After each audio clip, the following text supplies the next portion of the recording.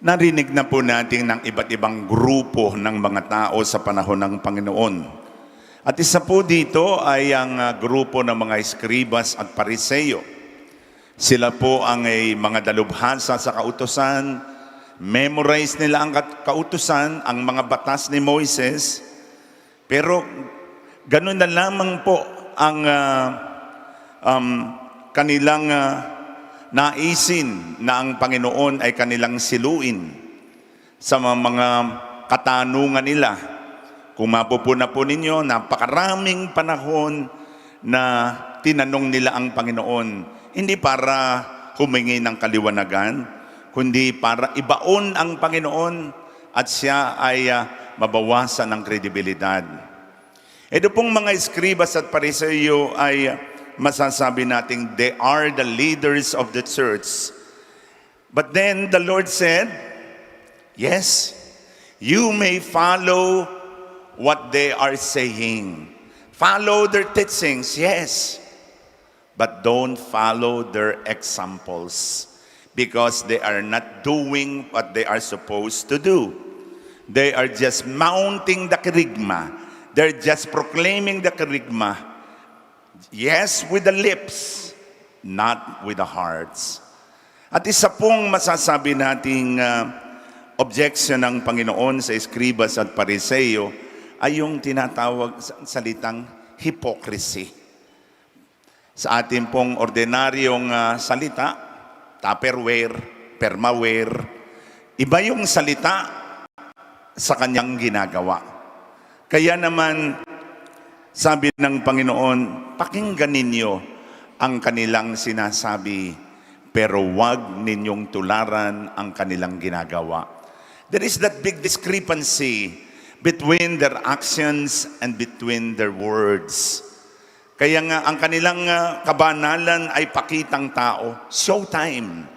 They advertise their righteous deeds, just to be known, just to be acknowledged, just to be recognized that they are praying. Kaya pinakahaba ang pilakterya ng mga palawit ng kanilang damit, pinalulungkot ang muka, at naroon sila sa mga luklukan, naroon sa mga pandangal, na upuan, at gusto nilang ipakita na sila'y angat sa iba. Yung mismong salitang pariseyo, ang ibig sabihin, angat sa iba. They are different from other people. At ipinakita nila na ang kadakilaan ay naroon sa pagsunod sa batas. At ang kanilang pagsunod sa batas ay literal, hindi po nanggagaling sa kanilang mga puso. Kaya naman sinansala sila ng Panginoon na etong mga taong ito ay parang mga buhay na bangkay. Sabihing maganda sa panlabas pero ang loob ay nabubulok.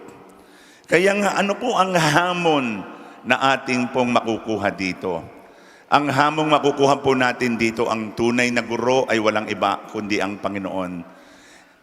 Ang kanyang kapangyarihan, the authority of Jesus, hinges on His integrity.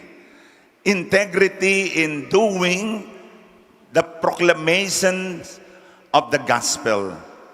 Ang kanyang kabanalan, ang kanyang integrity inaroon, He did what He preached. Ang kanyang salita, ang kanyang gawa ay iisa.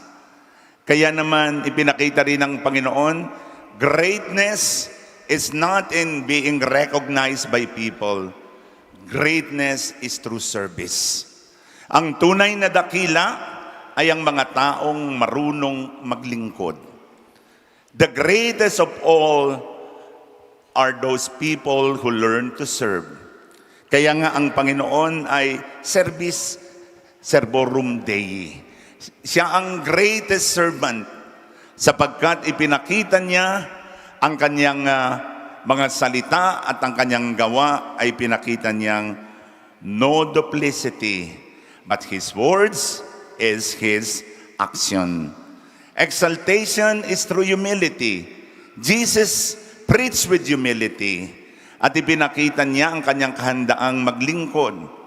especially to the least, to the last, and to the lost brothers and sisters. Kaya ano po ang hamon sa atin ngayong umagang ito?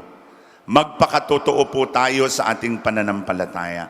Sana po yung ating pananampalataya ay hindi lang pakitang tao. Ang pananampalataya natin ay totoo, sincere, without mask, wala pong maskara. Because God loves us even without our mask. Hindi natin kailangang magmaskara sa Panginoon.